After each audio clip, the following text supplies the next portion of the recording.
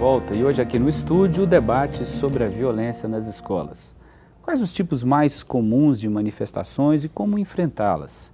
E antes de continuar com o nosso debate, vamos mostrar como a Escola Estadual Maria de Sales Ferreira, em Contagem, lidou com frequentes manifestações de violência no seu espaço.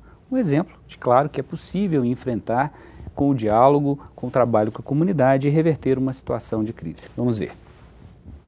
No mural, uma lição, quem vê as fotos do passado de vandalismo, invasão e violência na Escola Estadual Maria de Sales Ferreira, em Contagem, fica surpreso com a transformação. A nossa gestão anterior começou esse trabalho, foi ela que organizou uma passeata pelo bairro para que a comunidade valorizasse a escola e passasse a gostar da escola. Foi feita uma reforma na escola. No sábado e domingo, a escola é aberta à comunidade para eles fazerem uso da quadra. O contexto social hoje, eu acho que é o que mais pega, né? Assim, em relação à questão de disciplina e tudo. Mas as questões sociais estão aí, né? E a gente precisa saber lidar com elas. A escola conta com o apoio da Polícia Militar, por meio da patrulha da escola.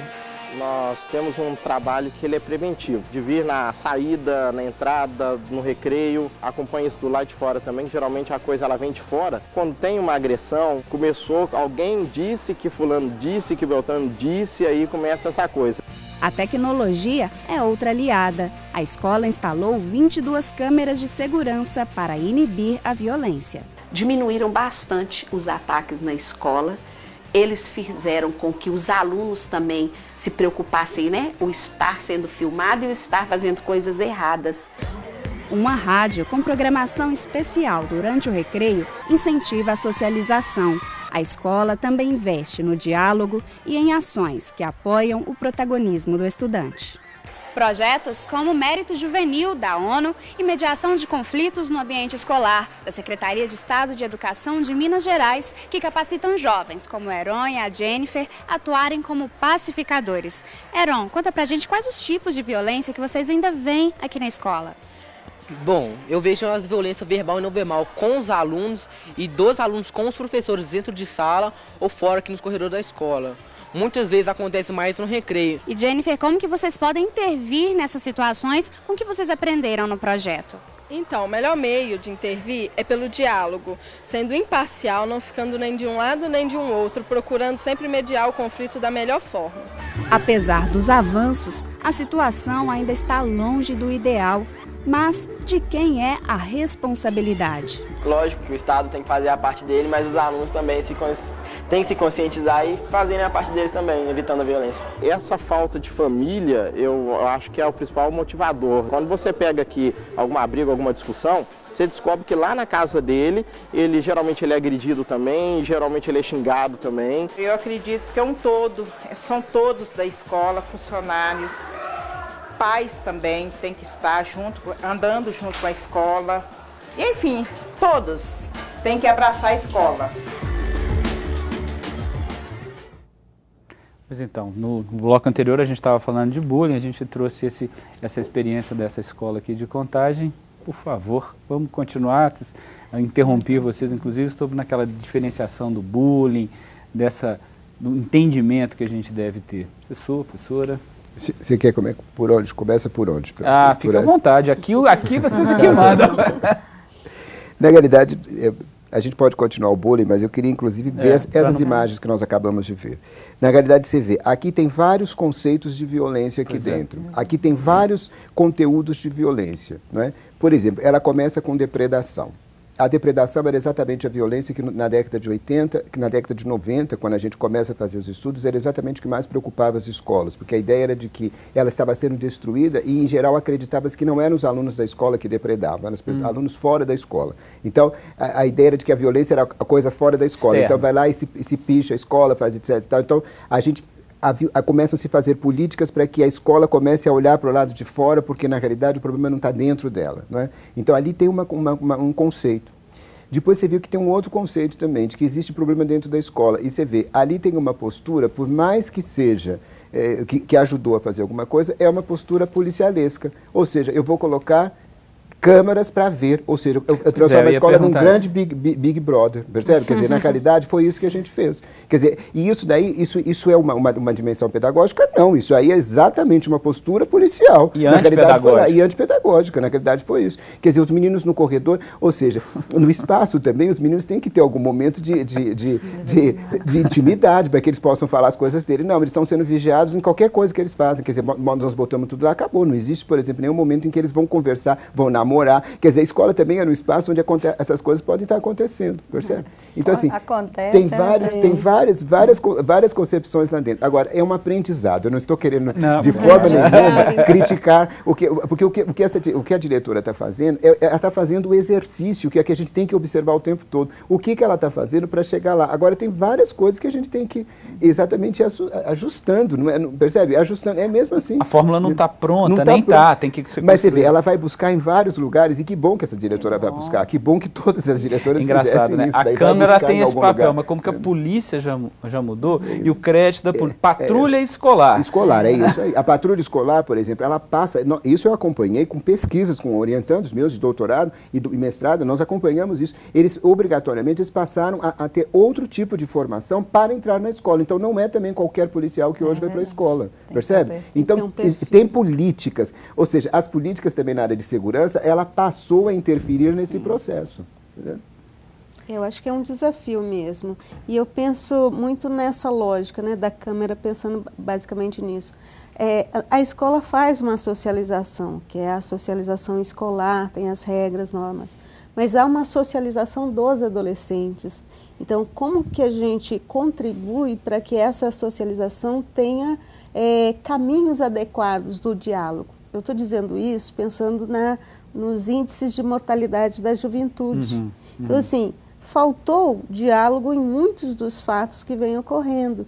Então, como que você potencializa a socialização adolescente como um espaço formador?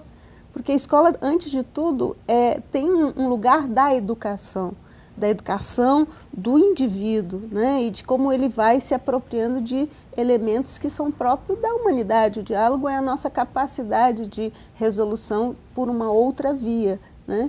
Então, eu acho que o potencial que a escola pode construir na socialização adolescente para que seja também um processo formativo. Não ver a socialização adolescente como algo contra a escola. Então, fazer algumas alianças necessárias e dar qualidade para essa socialização adolescente. A rádio ali, muito interessante. Né? Por exemplo, ela vai, você veja, é uma diretora que vai buscando alternativas. Ela diz, então põe uma música lá dentro, vamos ver o que a música pode fazer. Então, percebe, isso tem a abertura da escola, inclusive, né? Eu fiquei muito feliz de ver assim, o vídeo, de mostrar que as práticas restaurativas, as práticas de promoção da paz, elas podem ser diversas, né? Tem a mediação, tem a justiça extrativa, tem cultura de paz, tem, né, conscientização, tem várias formas que a gente pode trabalhar através da arte, do esporte, né? Que eu acho que a disciplina e o desenvolvimento da arte é importantíssimo. E essa professora se articulou de todas as formas, né? Ela está com parceria com a polícia. A mediação de conflitos foi feita através da Defensoria Pública, né, do projeto em parceria com a Secretaria de Educação, da doutora França, que capacitou os alunos, né, e os alunos ali aprenderam muito bem. Fiquei feliz de ver a aluna, né, dizendo já o olhar dela diante do conflito, como que já enxergando o conflito como uma coisa positiva e a forma de lidar com o conflito que gera violência. Então, a aluna já trouxe isso. E aí os alunos também como protagonistas, né, já participando desse processo, construindo. Ela se abriu para a comunidade e construiu junto, né, e se articulou. Então, é um caminho, e ela já demonstrou que houve uma mudança na realidade da escola, né, que a escola não está mais depredada, que a escola houve uma redução, né, vamos dizer, da violência, das práticas de atos infracionais. É lógico que existe a violência externa, que vai continuar, e aí também a gente dizia aqui antes, que não é só também uma questão da escola, e a escola também não vai dar conta de tudo, porque tem uma coisa que é uma intervenção da segurança, uma intervenção das outras políticas, mas a escola pode sim fazer a diferença e já faz em muitos lugares, e essa é uma experiência, muito exitosas de que isso Agora é possível. a gente tem que acompanhar uma coisa, né? Garidade, assim, eu concordo com você, mas eu tenho uma coisa que a Eliane coloca no início, que é a dimensão, por exemplo, do papel que a escola tem. Isso. Quer dizer, a gente só vai dizer, quer dizer, é claro, a gente está vendo que tem mudança, mas não dá para dizer que já é exitosa essa mudança. Essa mudança vai ser exitosa se ela vai ter impacto naquilo que é o papel da escola. É isso que nós temos que ver. E essa avaliação a gente ainda não fez. Né? É a avaliação, por exemplo, de saber se as mudanças que nós estamos fazendo está de fato mudando o clima escolar, porque a mudança do clima escolar é para isso. Eu vou mudar a segurança para que o aprendizado dele aconteça. Se o aprendizado não for medido, a gente não pode dizer que foi exitoso. A intervenção porque aí tem o papel da escola, né? Senão ela se perde. Que é para isso que a gente trabalha o clima escolar. Isso, o clima tem que ser entendido como um dos fatores associados ao desempenho escolar, ou seja, a aprendizagem, ela está ocorrendo em que medida o clima interfere positivamente ou negativamente. Então, isso precisa ser acompanhado com uma qualidade maior de longo prazo, de verificação realmente, as avaliações sistêmicas existem também para isso. Então, quando a gente pensa a questão das interações na escola, do clima escolar, não pode ser para uma socialização desconectada do papel da escola. Da própria escola. Professor, eu concordo totalmente com o senhor e acho que realmente, é lógico que isso é a longo prazo, né, uma intervenção permanente e vai ter que ver os resultados diante disso, mas a gente já verifica ali do vídeo que há pelo menos uma mudança no estado de ânimo ali, né? Tudo indica que já há alguma intervenção positiva, né? O que eles declaram e demonstram e o que a gente visualiza até elementos de pertencimento. Eu posso ocupar esse espaço é meu também, né? E isso é importante no clima. Eu acho que isso é fundamental. A questão da câmera que apareceu. Na rede municipal há uma pressão nesse sentido, as pessoas... E aí, lembrando, no primeiro bloco a Roberta falou a questão da espetacularização, quer dizer, então a gente vai pôr grade, vai pôr câmera, vai colocar detector de metais, resolvemos o problema da segurança da escola. Eu sempre digo, olha, isso é equívoco. Na rede municipal há também uma pressão nesse sentido? Não, até para a gente compartilhar essa ideia. Nesse sentido, existe uma busca de definição de posição em relação a isso, há uma tendência de se admitir também as câmeras, mas a ideia é não se fechar nesse instrumento, né? Então, se você pensa a segurança da escola só através desse mecanismo, é muito empobrecedor, né? Do ponto de vista da intervenção que a realidade exige. Então, você pode até pensar em câmeras, mas qual é o nível de formação continuada dos professores para atuar nessa questão das interações? Qual é o monitoramento sobre a gestão democrática? Porque a gestão democrática é difícil de monitorar, inclusive. Porque as assembleias escolares, muitas vezes, o pai aparece, mas qual é a qualidade do diálogo, do lugar da fala dele para o processo?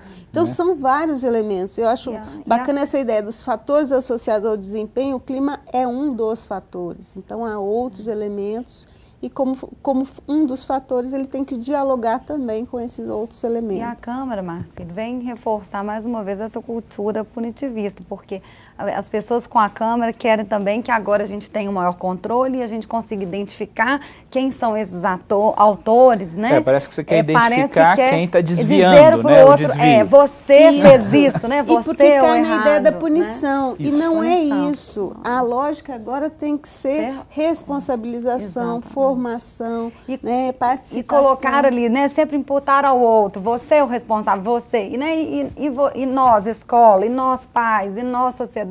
Né? Qual o papel? Nós todos somos corresponsáveis nesse processo. E é muito fácil a gente dizer, você fez isso, né? Aí está lá a câmera filmando tudo. E o contexto, né? E esse contexto escolar. Então, a questão é realmente bem mais complexa, mas tem sido uma discussão, sim. As escolas, né? A sociedade tem pedido, e foi uma discussão, inclusive, no Fórum Técnico de Segurança nas Escolas, promovido pela Assembleia, que foi trazido pela sociedade e pela comunidade escolar, assim, né, por todos que participaram no estado inteiro, a necessidade de câmeras, inclusive querendo emendas populares ao orçamento para que tivesse. Então, a gente tem, na verdade, a sociedade repetindo e dentro dessa cultura punitivista. Então, nós temos que tomar um pouco de cuidado com isso, né? Porque eu acredito também que não é o caminho, não é a solução. Talvez pode ser um mecanismo, né, em alguns momentos necessário, até para uma questão da segurança do patrimônio público, né, para a segurança da questão da violência externa, mas não de controle dentro da escola. E eu acho que a escola tem também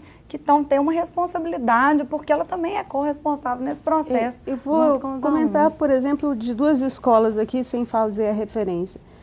Numa mesma região, elas são coladas. Numa escola, a arquitetura já favorece um controle, um domínio da situação dos adultos sobre a criança e adolescente. Porque eles precisam também, a determinados momentos, você tem que mediar. Os meninos estão brigando, alguém tem que separar, tem que ir lá, né?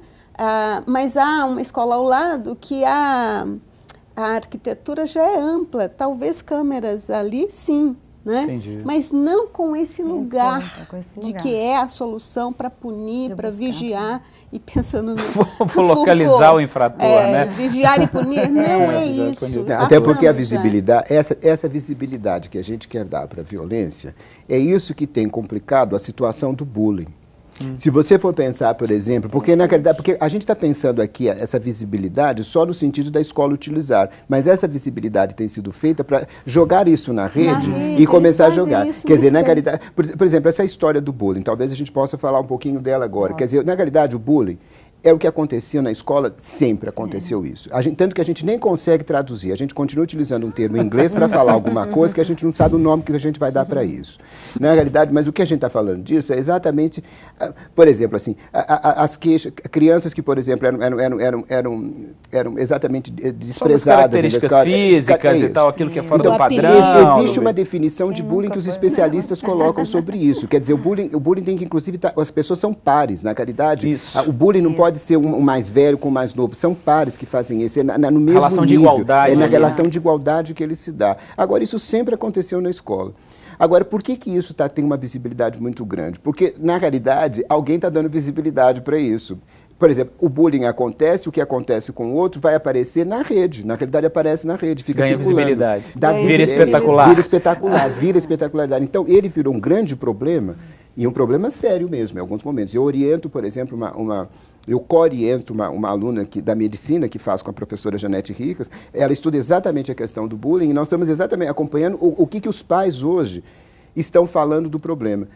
Você quer ver uma coisa que a gente tira fora do bullying? No bullying a gente só coloca o agressor e a vítima. Só que, por exemplo, ela está estudando que o bullying, para acontecer, ele tem um cenário muito mais amplo do que só esses dois. Sim. Por exemplo, o bullying acontece, mas tem espectadores. Sim. E esses espectadores são os alunos que têm ali. Tem espectadores que estão dentro, que estão fora. Se a escola não der conta dos espectadores, não adianta que ela não vai resolver o problema. Ela não vai resolver. Olha, infelizmente eu tenho que fazer um papel ruim, dizer que o nosso tempo chegou ao fim, mas quero deixar um convite, não só para nós aqui do Roda de Conversa, mas para a gente voltar especificamente nesse tema, quem sabe fazer um programa um pouco mais detalhado sobre essa questão do bullying mesmo, acho que talvez valesse a pena mesmo. De qualquer maneira, agradeço muito a presença de vocês três aqui no nosso estúdio, foi um prazer tê-los aqui e espero poder encontrá-lo mais algumas vezes. Roda de Conversa é veiculado pelo canal Minas Saúde, vai ao ar toda segunda-feira em 2 horários, às 11h30 e às 17h30, com reprises às quartas, às 11h30 e às 18 horas. E quem quiser participar do nosso programa, envie suas dúvidas, sugestões, comentários, críticas também. O nosso e-mail é rodadeconversa.educação, sem cedilha, sem o tio, .mg.gov.br. Participe também pelo telefone, no 31 3379 8289 e pelas redes sociais da Secretaria de Estado de Educação, né? Através do Facebook.com/educação e temos também twitter.com/educação. Fique atento nas escolas e assista o nosso programa Roda de Conversa. Os servidores da educação poderão ser certificados pela Magistra. Para saber como funciona, ligue para o 3379-8289, lembrando 31, ou envie um e-mail para a Magistra. Fique atento e acompanhe o Roda de Conversa. Até o próximo programa e muito obrigado.